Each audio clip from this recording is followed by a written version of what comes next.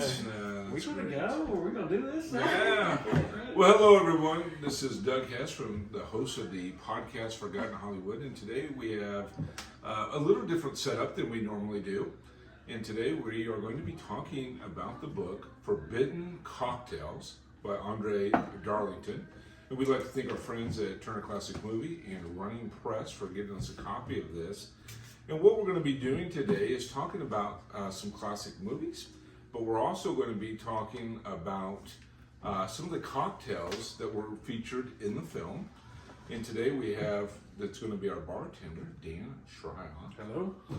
Along with his wife, Laura, and my wife, Misty, and myself. And we're going to be sitting here talking about some movies, and we're also going to be talking about some drinks, and Dan's going to mix them, serve them up to us, and we're going to be talking a little bit about that process.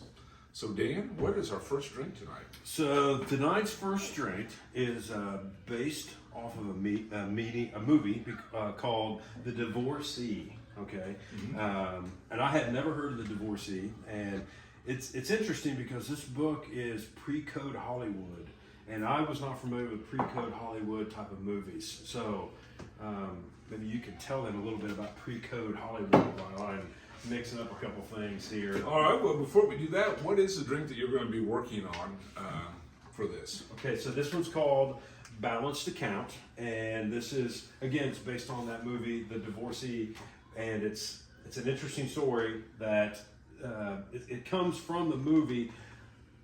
This was a crazy time in cinema, from what I understand. Right. And so there was a period that prohibition was happening. So from like 1920 until 1933, prohibition. So there was no sales, there was no consuming, there was no manufacture of alcohol in the United States. It was against federal law. But from 30 to 34, there was a gap there that was what they called pre-code, which I'm going to steal your thunder here because I was reading about this and I thought it was quite interesting. But the pre-code era was whenever it was kind of like the Wild Wild West. Hollywood had no rules, they had no regulations. It was basically, they were there, but nobody abided by them. Everybody just kind of did what they want whenever it came to making movies, and there was a lot of violence, there was a lot of raunchiness, there was a lot of nudity. I mean, there was a lot of stuff happening in Hollywood that kind of was a precursor to our rating system that we got now. Your PG, PG-13, R, all that kind of stuff. You could put a movie out there, and somebody would take it to the theater, and if they didn't like what they did, they would cut it themselves. But basically, they could just produce whatever they wanted. It seemed like, is from what I understand. And with this particular movie, The Divorcee, it was about a lady who was married. She was married for 3 years, and her husband cheated on her, and so she decided that she was going to cheat on him, and so she did. Not just with him, not with his best friend, but with lots and lots of other guys. And it kind of opened a lot of doors and opened a lot of eyes because this was in 1930. It really was it was an interesting, and I've not seen the film, but I've seen clips of it, and I've read the authors from Forbidden Cocktails. I read this synopsis of it, and it was really interesting. It actually kind of provoked a lot of discussion today with Laura and I about it. But basically what happened was whenever she cheated on him after he had cheated on her, she made a statement to him that now our account is balanced. And so I balanced our accounts is what she says. And so this is what the drink's called. It's called Balanced Accounts. It's got some dry gin, some vermouth, and some a couple other things with some bitters. And I'm going to prepare it for you guys, and I want to know what you think about it. So. Absolutely. So, Laura, I know we were talking a little bit off camera before this. You and Dan were talking a little bit earlier today, and you were very intrigued by the movie, just the way that Dan had kind of described it. And you, if I remember what you were saying correctly, is that you were really surprised how much of a forethought this movie was, a precursor to what we would think of today as more standard. Well, I guess when he was describing it to me, as he just did the listeners, it was very interesting to me because I was thinking back to the 1930s and what I know historically that means, right? Mm-hmm. And so then I was thinking divorce, one, okay, right. And then I was thinking, okay, and then they're doing black and white movies over, right, adultery, right, cheating on their spouses. And so then I told him, I said, and what did that look like? So they make the movie, it's black and white. I'm envisioning that from, I was Right. born in the 70s. And I said, and then they just go to the theater. And so he was kind of playing that out for me. So I guess that was the interesting part to me, because when he was reading what Divorcee was about, Right. I mean, it seemed more modern day, Right. right? Instead of 1930. Yes. Well, and then just thinking about them drinking these drinks during the movie and what that portrayed, I guess Right. it was just very something I guess I never thought about.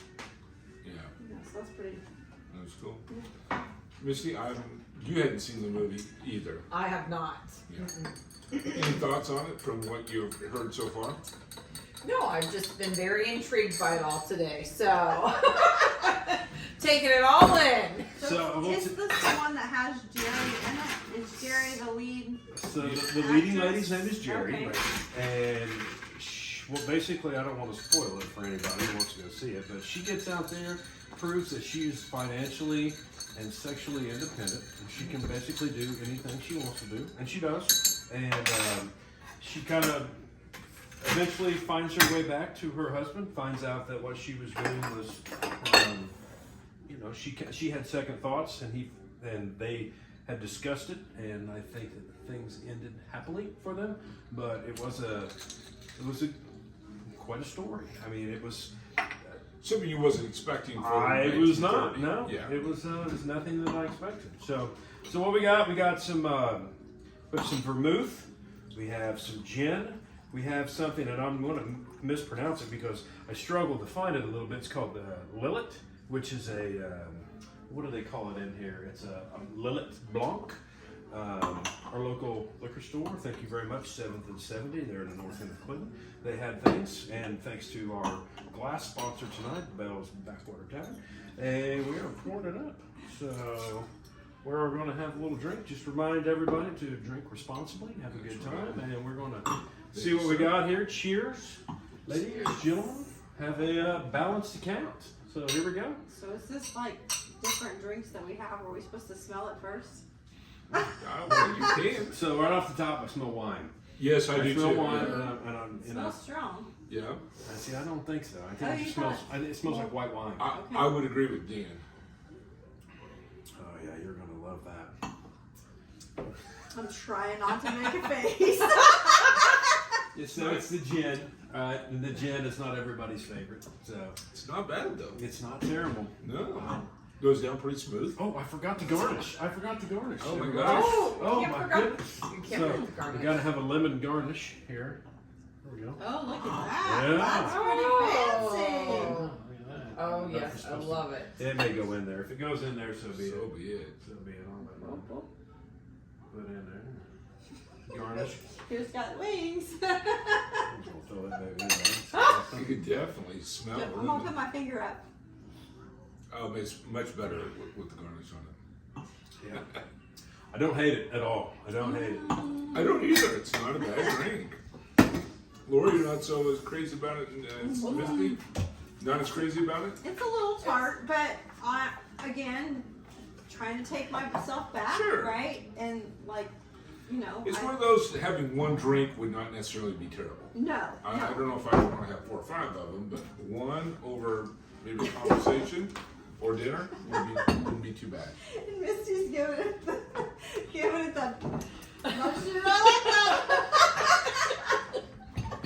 That's wonderful bartender. Wonderful bartender. Appreciate it so much. Like you said, it's not We're a drink. enjoying the process. Absolutely. Yes. Not a drink for everybody, but not a terrible drink either. I don't want a seed in mine. It's not lemon shaker. All right, don't worry. He'll stream. He'll stream. So we're prepping for number 2. I was going to say, we're All getting right, ready to so go to number 2. Doug, I'm going to let you talk a little bit about Scarface. Yeah. Scarface was one that I picked, so Doug gave it to me. He said, hey, pick out 2 or 3 drinks that you think are going to be fantastic, that everybody's going to like, and I picked a wide variety of drinks with a lot of different ingredients, something that may or may not be for everybody. So the first drink, let me go back to the first drink. Sure. Balance account. Late 20s, early 30s, very gin soaked. A lot of gin drinks. The book starts in the early 30s and works its way through 34 towards the end of Prohibition. a lot of the drinks had gin in them. And gin is not everybody's favorite, but it's very apparent from the early 30s that gin was a very popular libation. And so the next drink does not have gin in it. It has something that that I'm a little bit more familiar with, being my age, so it's got a little bit more bourbon in it.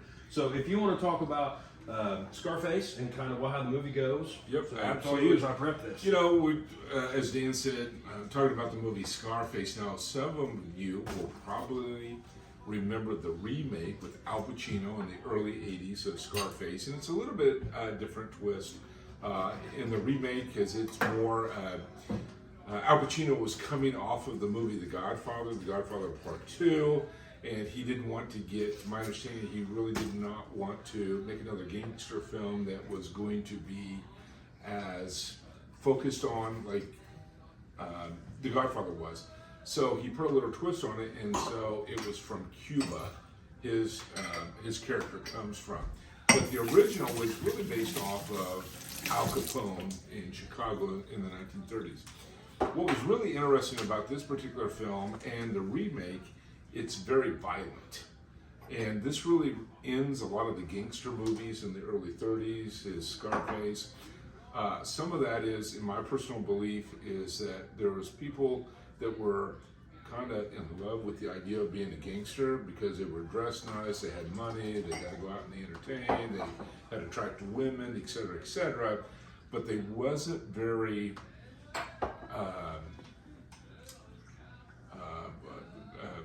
familiar with the idea of them doing all the killing and some of the violent take on the killing. And so while it did okay in the box office, it kind of really ended the era of the gangster movies at that point. If you've seen the remake in the 80s, it is a very violent movie with Al Pacino in it, a lot of killing, and at the very end of the film, Al Pacino dies. Of course, that is not what the original Scarface was like, but just kind of give you an idea between the 30s and the 80s of the take on the movie in terms of that. So that's pretty interesting because, again, like, it's black and white, and then they're Right. trying to portray that, which to me is, I watched little clips today from different movies Uh-huh. you can watch on YouTube. Right. And so it's very theater-like. I mean, Yes. it's how I would write. Okay. So then to not animate that, but to portray that, I guess, in the black and white films, I think is again interesting to me because it's something I haven't thought about. Right. Right. Absolutely. And as you asked me when we weren't on here, right? Right. What's your favorite black and white movie, Laura? Yeah. I don't know, Doug. Fairness to all three kind of struggled a little bit because, in all fairness, the three of you, and that's one reason I wanted to bring you on here, is that you're kind of new to this era of Forgotten Hollywood, if you will, of the black and whites. It's not something that you guys are familiar with or love as much as maybe somebody like myself. You're a historical buff. Yeah, absolutely. In terms of that, in terms of that. Yeah. So you've had a little time to think. Does anybody have a favorite black and white film? No, still not going to give me an answer on that. Remember I went, oh, Well, it was the right era in 1939, which was one of the greatest eras, or I should say year when it comes to film, 1939, because you had not only The Wizard of Oz, but you also had Gone with the Wind. You had Stagecoach in there as well. You had one of the Sherlock Holmes I'm going completely blank on.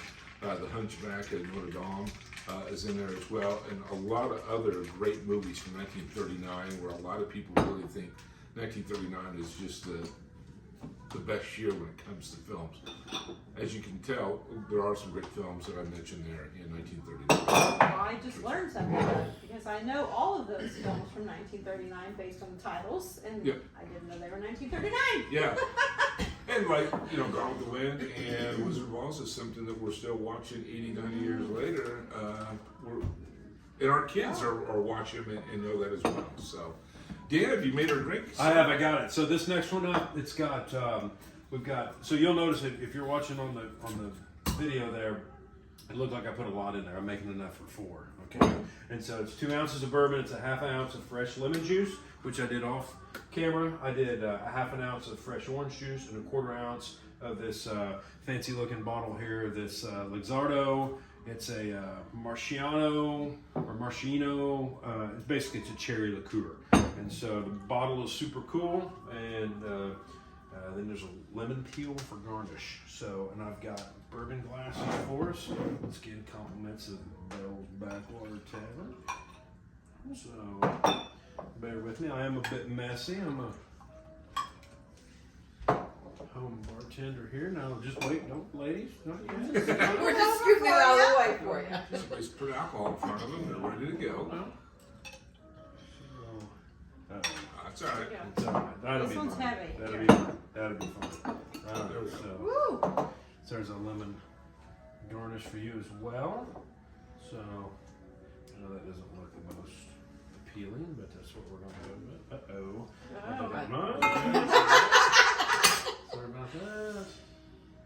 Oh, very nice. And You got- all You got the pretty one this time. right. So this one I know I'm gonna like. So what's the name of this drink? So I'm sorry. So this one is called First Ward, and this is kind of a spin on with the whole gangster thing. Right, So- and in Chicago, Oh, it smells good. instead of precincts, they're broken into ward, and this is the first ward. And Oh, that's good. That is so tasty. I love the citrusy to it. It's Misty, I can tell you're loving it. Woo! no, not crazy about it. Too citrusy, it's too lemony. It's Oh, definitely, it's good. it's definitely the bourbon. So we got to hear your candid answers Yeah, though. yeah. We got to know Well, what's going on. I mean, everybody's different with taste, right? So, Yeah. I'm not a huge bourbon fan. Occasionally, It hurts to hear an that. old fashioned can be made right, and I will occasionally. I mean, seriously, I think I've had one. Right. Verboscos is the only one I'll drink, and I've tried numerous ones that Dan's had ordered, smoked or whatever, Right. and I just don't care for it. Yeah. Yeah. What do you think, Missy? I'm definitely not a bourbon fan, really. I like citrusy items to eat and drink. I think I'm kind of a fruity kind of drinker. This is definitely not fruity, even though there's lots of fruit in it. Mr. Bartender, your thoughts? Love the bourbon. So I'm I think I'll together. a bourbon fan in moderation. So I enjoy that one, and I think it's good. The citrusy to it is nice. Now compare. So yeah, right, good. I am right there with you when it comes to bourbon. I love bourbon. My question to you would be, would it taste a little bit different if we, instead of having Wild Turkey, if we had Maker's Mark or something else? Maybe. So Makers is going to be a little bit different. It's a weeded bourbon, so Right, it's going to yeah. taste a little bit different. And So- and here's my plug for Wild Turkey. It's the best underrated bourbon out there, in my opinion. I think it's fantastic. It's a relatively economical bourbon, and it ought to be everybody's house bourbon. Is it for your special occasions? Absolutely not. Right. Unless you're kind of like me, that is a special occasion thing. But I think it's a good bourbon. I don't think that you're going to notice a difference if I would have made that with whatever. Pappy Van Winkle, Yeah. or if I would have made that with some kind of rock gut bottom shelf whiskey. So no, I think what you get is what you get with this. Yeah. So yeah. No, it's out of the two so far, I would say this is my favorite. I would rank this one first, and balance account would be my second so far. Okay. Okay. All right. So moving on. Next, So our third and final. our third and final drink, and we can talk about the one that we did off air real quick. If you want to talk about that, Let's one, do that one real Go quick. ahead. You can talk about the movie and the drink that we had. Well, the movie was The Dracula, 1931. Bela Lugosi stars as Dracula, and myself, along with so many others, really believe that Bela Lugosi was Dracula. I mean, he is the gold standard, if you will, for Dracula. I'm drawing a blank on the particular name of the drink. It was called the Count Daiquiri? Dracula. Dracula. Dracula. Yeah, Count Dracula. In terms of, what did you ladies think of it? I would say that was my favorite so far. That was your favorite, yes. Yeah, but I also like fruity drinks, and I felt like that had like what is it? Grenadine in it. I like sweet drinks, so I think grenadine was in that one. Is that right, Dan? That's correct. And so I think that I like sugary drinks, so that probably is. And it was pink. Yeah, and it was pink. It was pink reddish, kind of give that blood for Dracula, obviously, going with that in terms of that. Laura, was that your favorite as well? Actually, I would have to try it again because now it would be between, what was the first drink? Balance Whoa! Did the first one? You Is kind of this like the one first one? balanced account? Yeah, you Yeah. like the first one? Yeah, I don't think it was quite as bitter as. Really? Wow. Interesting. So that's I mean- kind of coming out of left Yeah. field. I the- feel she like liked I the need to gin. take the pink one and this one and compare. We might be able to do Yeah. that whenever things are That's said right. and done. Yeah. Alright. Revisit that drink. Absolutely. I 'Cause do. it's not as, I mean, sour and it's more wine tasting to me. Yeah. It's not a dry wine, but it's a little bit semi probably. Absolutely. Is what I feel like that one is. Where this is just make hair grow on your chest. Agreed. I agree with that. Well, we're not there at the Wolfman yet. We're at Dracula, so with Universal. that's Shoot. So Dan, let's kind of shift gears to our Good. third and final drink of the evening, which is from which movie? Okay, so this movie here I was not familiar with, and I know that your viewers and listeners are going to throw tomatoes at me, but The Thin Man. I was not familiar with The Thin Man, okay? And just because I am new to this whole this genre, this genre of film, which I am starting to become fascinated with. Thin Man, holy cow. Want to talk about a couple witty and interesting people, right? So Nick and Nora, they come in here and they are the power couple of the 30s. Yep. And this thing has won all kinds of awards. Yep. This was at the tail end of Prohibition. And it was like 6 episodes or 6 movies after this. So this was obviously a very popular couple that was from the 30s that just continued on for years and years. And so they had something real chemistry wise going on. A lot of witty, like back and forth commentary, and it was interesting. It was well written and well acted. Yeah, it was really cool to listen to them.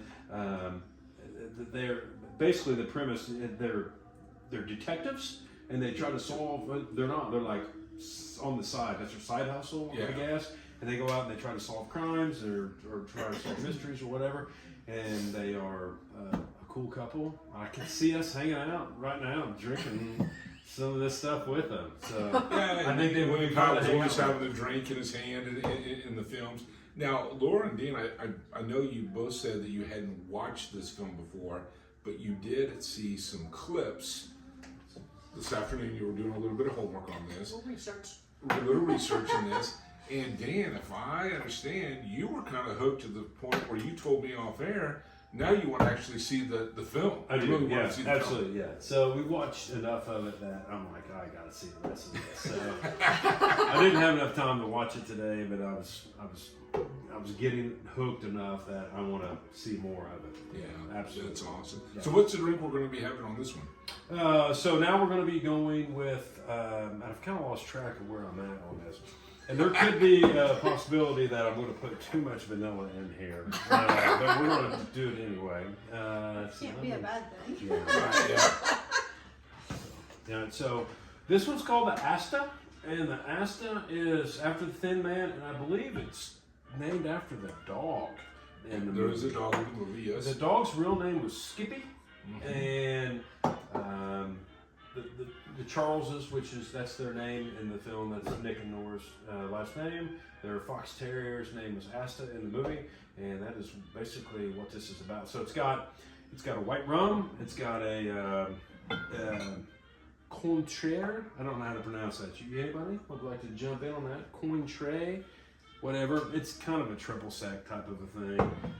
We got a dry vermouth, which is in it. We have some lemon juice, which I just squeezed off camera, and we've got some vanilla syrup, which actually this is the bottle. And believe it or not, I actually made that earlier. So there's recipes in there on how to make it with the water and the sugar and the vanilla extract. And I actually didn't have enough of this, so I made it myself. And I think it's going to be pretty fantastic. So we're going to shake it with ice, and then we're going to strain it into your glass. So let me find my... question. All right. We're gonna wait for the ice. All right. It's loud.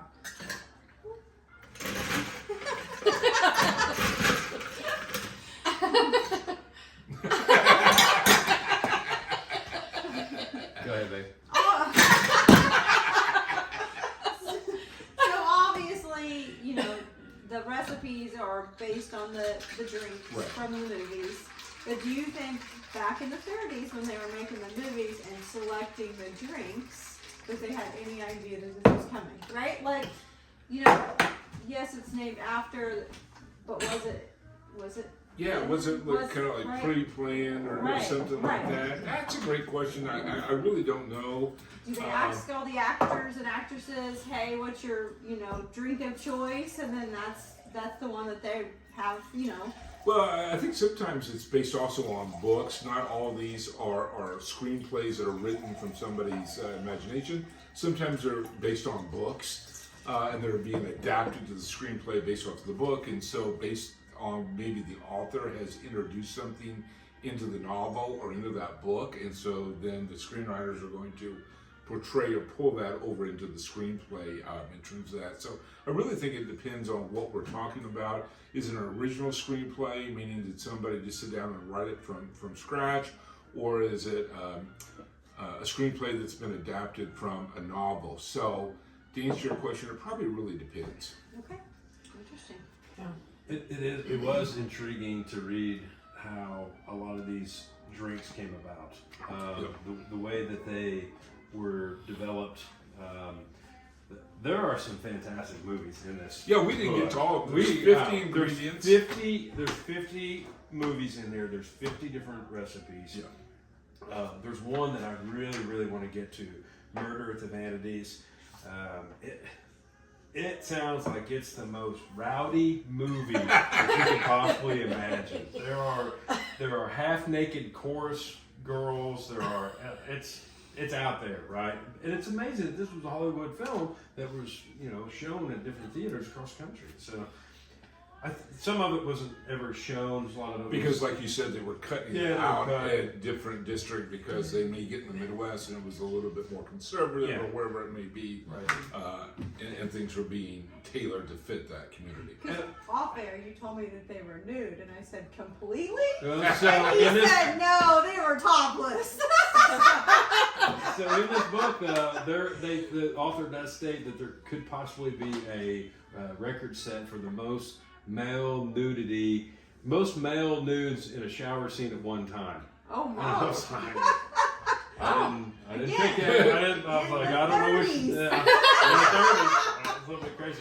But a lot of these cocktail recipes were the actors or actresses' favorites. Some of them were based upon like some of the executives. Some of these, but it's not.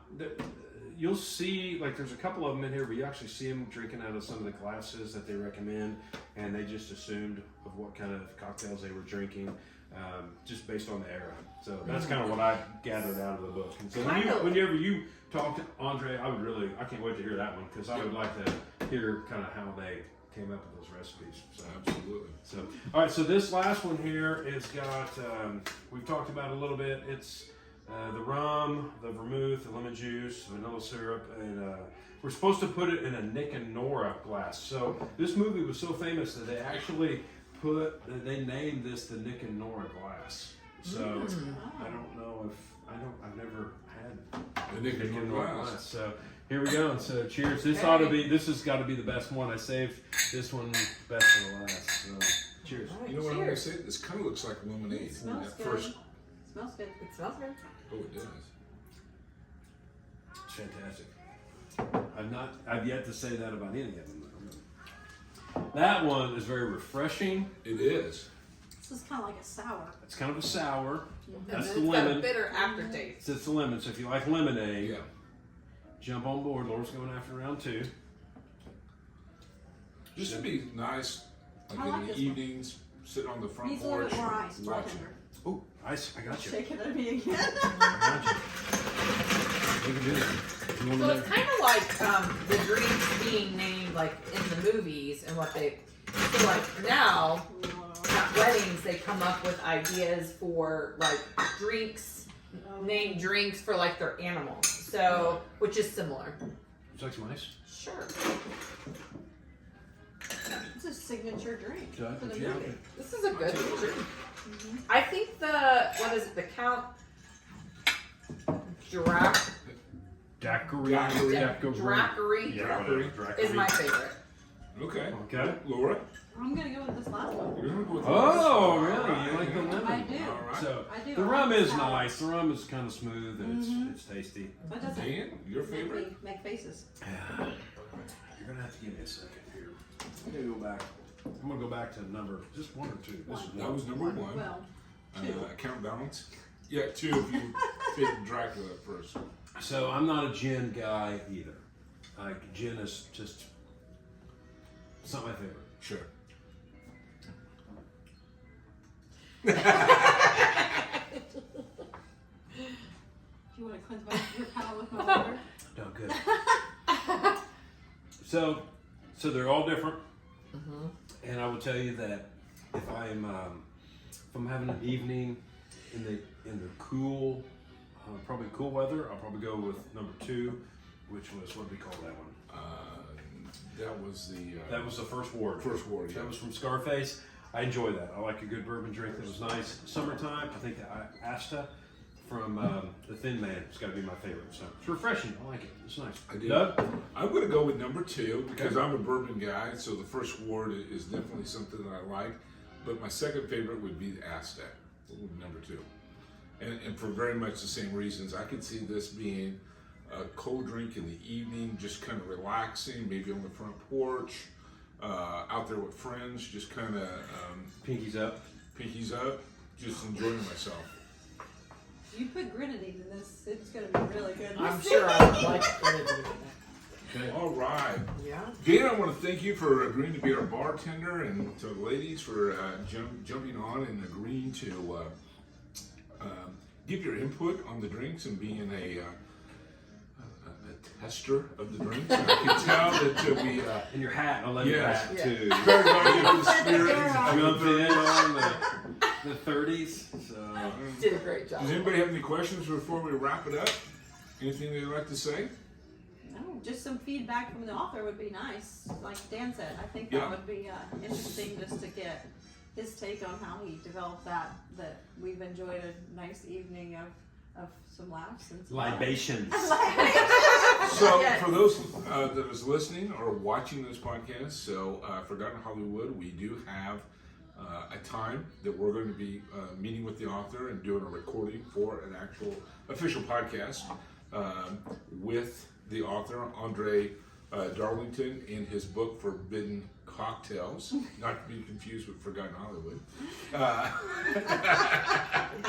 But we want to give a special shout out to Running Press, the publisher for TCM. We want to thank them for giving us a copy of the book so we can do this little experiment. We've really enjoyed ourselves in the process, and then I'm looking forward to meeting and talking with the author, Andrea Darlington, with his. So thank you for listening and watching this episode of Forgotten Hollywood. Tune in next time as we have another podcast and or video. Thank you for listening. We'll see you then.